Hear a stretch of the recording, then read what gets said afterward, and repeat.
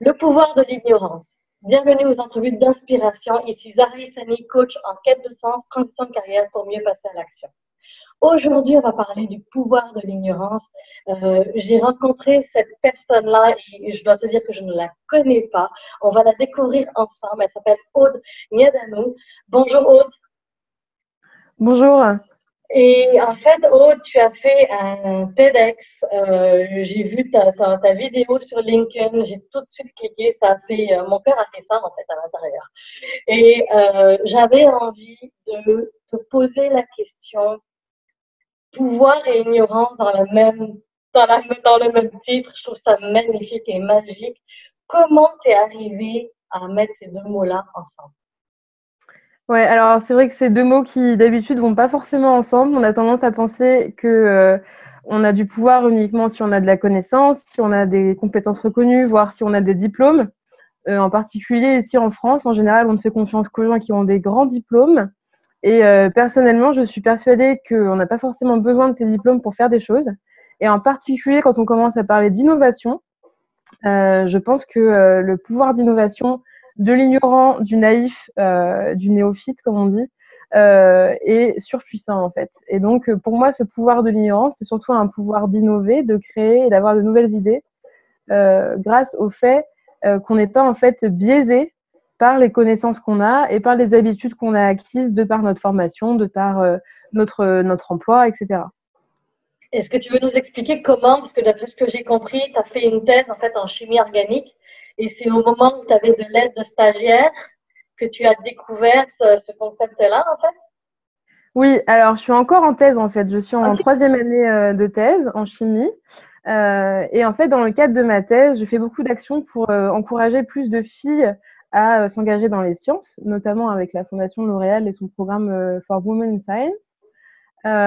Et en dehors de ce programme-là, j'avais aussi participé à un autre programme organisé par une association qui s'appelle Paris Montagne, dans lequel des doctorants accueillent au laboratoire des jeunes collégiens, lycéens, pour leur montrer en fait ce que c'est que la recherche. Puisqu'évidemment, si on n'a pas une personne dans son entourage qui fait de la recherche, on ne comprend pas forcément ce que c'est difficile de s'imaginer.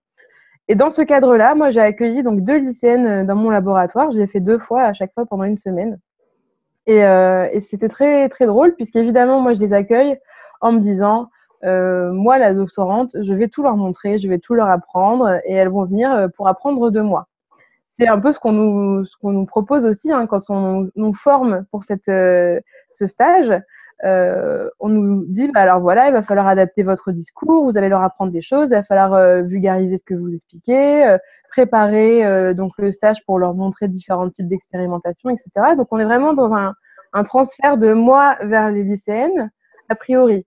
Et puis en fait, une fois qu'elles arrivent sur place, moi la première chose que je dis, c'est vous pouvez me poser toutes les questions que vous voulez. Parce que je pars du principe qu'elles sont là pour découvrir et que je leur dis, il n'y a pas de questions bêtes. Si vous me demandez combien font 2 plus 2, je vais répondre 4 et je ne vais pas vous moquer de vous. Il n'y a vraiment aucun problème. On est détendu, on n'est pas à l'école, etc. Et du fait que je dis ça, en fait, elles se libèrent complètement de tous leurs tabous, etc. Et donc, elles passent la semaine, en fait, à me poser plein de Il n'y a questions, plus de sur tout et filtre, n'importe quoi. il y a plus de filtre en fait. Exactement, voilà. On enlève un peu ce filtre où on a peur de poser une question bête. Souvent, on a un peu peur. Ouais. Et en fait, elles me posent toutes les questions. Et je me rends compte au fur et à mesure des questions qu'il y a des réponses que je n'ai pas. Et surtout qu'il y a des questions que je ne me suis jamais posées toute seule. Et que typiquement, il y a énormément d'expérimentations qu'on fait un peu par réflexe. Parce qu'on nous a appris à l'école qu'il fallait faire comme ça. Et donc, du coup, quand on a une question donnée, dans notre tête, on a déjà une liste de méthodes qu'on nous a appris à l'école. Et il faut faire tester la méthode 1. Si ça ne marche pas, on teste la méthode 2. Et sauf que peut-être qu'il y a une méthode 12 qui n'est pas dans la liste et à laquelle on n'a pas pensé. Mais on ne se pose plus vraiment cette question de est-ce que je peux inventer une nouvelle manière de faire qui serait plus adaptée? On va plutôt faire un peu par automatisme. Et donc, le fait que les lycéennes soient là et qu'elles me disent mais pourquoi tu utilises cette méthode-là parce que ça va pas l'air efficace? Pourquoi tu pourrais pas faire avec le truc que tu as montré avant qui était pour autre chose, mais là, ça marcherait peut-être aussi. Et donc, moi, j'ai commencé à me poser la question, bah, c'est vrai, en fait, pourquoi je m'obstine avec la méthode qui marche pas, alors que peut-être que je pourrais m'arranger autrement, surtout en sciences expérimentales, en fait, où on a une marge de manœuvre énorme, on peut faire plein de choses, on a plein de matériel, donc, et on peut réautoriser cette créativité-là. Mais malheureusement, en fait, bah, d'un côté, c'est bien d'avoir des automatismes parce qu'on gagne du temps, on est plus efficace, mais en même temps, du coup, ça inhibe en fait la créativité. Et donc, le fait d'avoir eu ces lycéennes-là qui sont venues et à chaque fois, une fois qu'elles sont reparties, je me suis dit, ouais, mais en fait, j'ai débloqué plein de problèmes, de trucs qui étaient bloqués des fois depuis un mois. La deuxième fois qu'elles sont venues, ça faisait un mois quand même que je m'obstinais à faire une manip de la même manière à chaque fois. Ça marchait pas. Et je me disais, je vais aller plus vite, je vais en mettre plus de quantité. J'essayais toujours de la même manière et en fait, ça marchait pas.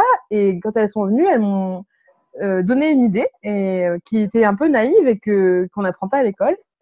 Et j'ai testé et en fait, ça a complètement débloqué ma situation.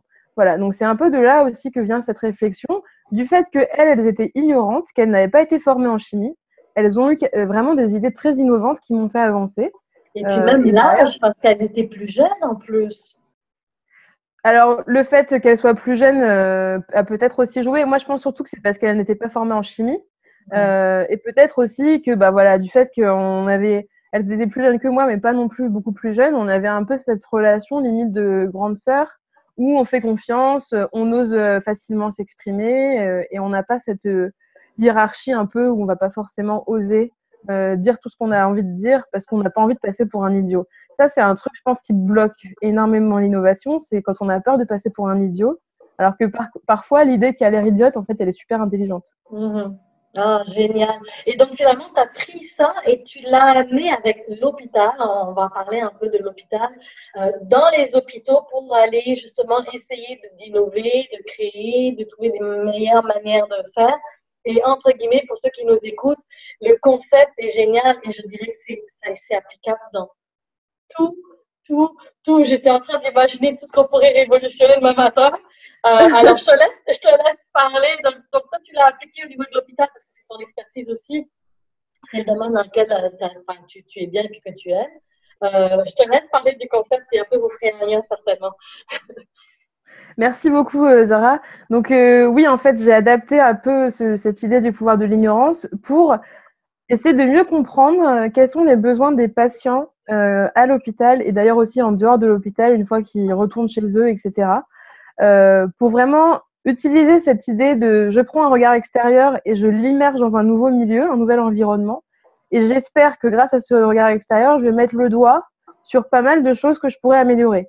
Et en particulier, voilà, l'hôpital, c'est un sujet qui touche tout le monde. Tout le monde a été et ou sera patient ou proche de patient. Voilà, ma maman, mon grand-père, mon meilleur ami, tout le monde à un moment est touché forcément par une maladie, par un handicap et va se retrouver hospitalisé ou se retrouver à la maison avec des difficultés liées à son autonomie. Et donc, l'idée vraiment, c'est de prendre des personnes donc, qui ne connaissent pas bien le milieu hospitalier et de les mettre en immersion dans un service ou dans une maison de retraite ou dans un établissement de santé ou médico-sociaux.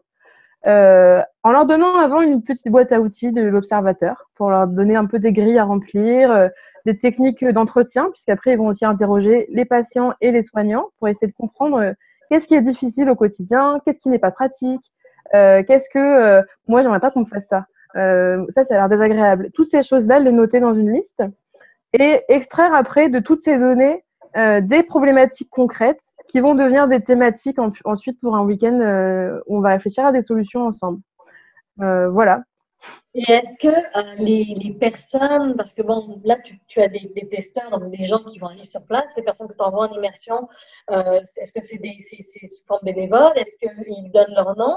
Et l'autre question, c'est les personnes où tu les envoies, les organisations où tu les envoies, est-ce qu'elles sont assez ouvertes? Est-ce que c'est facile de rentrer là-dedans? Alors, pour ta première question, qui sont les personnes qui vont en immersion? Donc, en fait, oui, ce sont des personnes bénévoles qui, en fait, s'inscrivent à notre événement parce que, d'une part, elles ont envie vraiment de s'impliquer parce que c'est un sujet qui les touche et qu'elles se disent si je peux aider à avoir une meilleure expérience patient, je ferai tout mon possible, je peux donner un peu de temps pour ça. Aussi parce qu'elles ont envie d'apprendre et qu'elles se disent que elles vont découvrir un nouvel environnement, qu'elles vont apprendre des nouvelles techniques pour mieux comprendre l'autre, ce qui est utile dans n'importe quoi après, qu'elles vont aussi apprendre des techniques d'innovation, d'idéation, plein de choses sur notre événement. Et puis certains ont déjà pour objectif de créer une entreprise et se disent j'aimerais vraiment faire mon entreprise dans la santé parce que c'est un sujet qui m'intéresse, mais je ne sais pas trop quoi faire et je voudrais être certain que ce que je développe est vraiment adapté aux besoins. J'ai pas envie de Études créer de marché, finalement. Ils font leur étude de marché. un peu, bah, c'est même pas vraiment encore l'étude de marché parce que quand on fait une étude de marché, on a déjà un produit, on a déjà Oui, une idée en tête. c'est Là, vrai. c'est même, c'est plus, oui, j'observe et puis je trouve des idées, des premières étincelles d'un projet Génial. grâce à ces observations-là. Ah, Mhm. ensuite, la question par rapport aux hôpitaux et aux établissements de santé de manière générale qui nous accueillent. Alors, c'est pas évident au tout début de se faire accepter parce qu'ils n'ont pas forcément l'habitude d'avoir des personnes extérieures qui viennent en observation parce que ils veulent être certains que ça va pas perturber leur travail parce qu'évidemment, ils sont généralement assez débordés. Leur priorité, c'est de soigner les malades, pas discuter avec nous. Et donc, ils veulent être certains qu'on va pas trop les perturber et qu'on va pas leur faire perdre beaucoup de temps. Maintenant, une fois qu'on les a eu en contact, qu'on a vraiment expliqué le projet et qu'on leur a expliqué en détail pourquoi on voulait faire ça, en général, ils acceptent. D'une part, parce que c'est une problématique aujourd'hui qui est importante à l'hôpital de mieux prendre en compte l'expérience patient. Parce que nous, c'est vraiment notre axe, c'est est-ce que mon expérience est positive? Est-ce que c'est confortable? Est-ce que je m'ennuie? Est-ce que j'angoisse? Est-ce que je me sens seule? Est-ce qu'on m'a bien informée? Est-ce que le temps passe vite? Toutes ces questions qui peuvent paraître parfois un peu secondaires, parce que évidemment la priorité numéro un, c'est je veux guérir, Mhm. mais qui ont quand même un impact fort sur voilà, mon bien-être au quotidien. Et en fait, les deux sont liés, hein, parce que les études qui montrent que si mon expérience patient est meilleure, et ben, ma guérison est plus rapide. Donc, c'est pas non plus juste pour une question de confort, c'est vraiment quelque chose d'important aujourd'hui. Et la transformation de l'expérience patient, ça va devenir vraiment un levier de transformation de l'hôpital et ça a des impacts positifs sur plein d'autres choses après. Parce que si le patient se sent mieux, et ben, le soignant se sent mieux aussi. Parce qu'il va avoir une meilleure interaction avec le patient. Et puis les outils qu'on propose peuvent être aussi utiles aux soignants, lui faire gagner du temps. On réfléchit toujours à un outil qui va surtout pas perturber son travail, mais au contraire peut-être lui alléger son travail. Par exemple, peut-être qu'on peut proposer un nouvel outil pour éviter qu'il remplisse autant de documents à propos des patients et qu'ils le fassent de manière numérique et en même temps qu'on informe mieux le patient. Et du coup, on cherche toujours des dispositifs qui sont gagnant-gagnant. Donc eux, ça les intéresse beaucoup parce que notre démarche, elle est vraiment inclusive. En fait, c'est une démarche de co-construction parce qu'on leur demande de quoi vous avez besoin et on répond à un besoin précis. Et en plus, il y a une démarche d'itération. Une fois qu'on a fait une innovation, on retourne leur montrer un prototype. On redemande est-ce que ça convient toujours aux besoins. Si ça ne va pas, on réadapte. On veut être certain que ce qui sort de nos événements soit le mieux adapté possible et que tout soit fait en accord avec l'utilisateur final. Et donc, en général, ça les intéresse. Puis après, il y a plein d'impacts sur la réputation de l'hôpital, parce que si l'hôpital est réputé innovant, est réputé s'intéresser énormément à ses patients, faire attention à son confort, etc., bah, ça va aussi avoir un impact positif. Enfin, il y a énormément en fait d'axes qui sont adressés par ce type de dispositif. Excellent, excellent. Et parle-moi un peu des hackathons, s'il te plaît. Oui, mais alors donc du coup en fait nous l'idée c'est que donc il y a cette première phase d'immersion qui dure 3 jours. On envoie à chaque fois des binômes en immersion. Donc là par exemple on a un événement qui commence dans une semaine sur lequel on avait 25 personnes. Donc il y avait une personne seule aussi, mais sinon c'est des binômes en immersion dans 13 services différents de différents établissements à la fois publics, privés. Donc il y avait hôpital public, clinique, maison de retraite. Enfin c'est assez varié. Et ensuite, donc, ça, c'est la période d'immersion. Et derrière, il y a une phase de hackathon. Donc, hackathon, de base, ça vient plutôt du milieu informatique. C'était généralement des périodes d'un week-end ou de quelques jours où c'est plutôt les informaticiens qui vont essayer de coder le plus vite possible. Et derrière, ça a été adapté sur différents formats. Et donc, nous, on est plus sur un format plus de réflexion collective pour innover ensemble, de brainstorming, de conception de projet, de mise en place d'un premier business model, etc. De vraiment, j'essaye de construire un projet en un temps très limité. Et le fait qu'on ait un temps limité, ça pousse la créativité, en fait. Ça pousse les limites de la créativité. Parce que si je te dis, tu vas m'écrire un texte en 1 heure, et dans 1 heure, je le veux, tu vas écrire, et ça va te sortir des choses différentes de si je t'avais donné 3 semaines pour écrire un texte. Ah Et oui. donc, du coup, on joue un peu là-dessus pour forcer les gens à avancer le plus vite possible. On leur donne évidemment plein d'outils. On les entoure avec des mentors qui ont des spécialités différentes, qui peuvent les conseiller sur différentes questions, répondre vraiment à un besoin d'expertise. Par exemple, on va avoir des experts santé, bien sûr, qui vont pouvoir leur dire ton application ou ton objet connecté, ou, etc., tu vas pouvoir le vendre à un hôpital privé, mais pas à un hôpital public, ou tu devrais peut-être plutôt l'adresser à une mutuelle. Réfléchir vraiment à ça, parce qu'en santé en particulier, c'est compliqué. Surtout en France, on a la sécurité sociale ou pas. Enfin, il y a plein de choses auxquelles il faut réfléchir. Donc, on a des experts qui viennent exprès pour ça, qui répondent aux questions. On a des experts en entrepreneuriat qui vont, par exemple, leur donner un coaching pour savoir comment pitcher mon idée en 3 minutes. On a des experts en droit qui vont leur dire, là, par rapport au droit des données, ça, tu as le droit de le faire, ça, tu n'as pas le droit de le faire.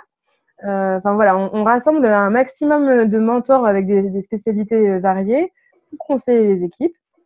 Et donc, pendant tout le week-end, on les accompagne. Ils préparent comme ça une solution qui est pitchée donc à la fin du week-end devant un jury avec comme prix, en fait, des prix qui les encouragent à continuer leur projet. Donc, ça va être de l'argent utilisable pour le projet, ça va être du coaching où on va donner des rendez-vous réguliers pour voir où en est l'avancement, pour donner des conseils. Encore une fois, amener des experts si besoin. Moi, j'ouvre mon carnet d'adresses qui commence à être un peu conséquent aussi. Avec tous ces événements qu'on fait, on a agrégé une certaine communauté, en fait, et il y a une vraie entraide dans la communauté.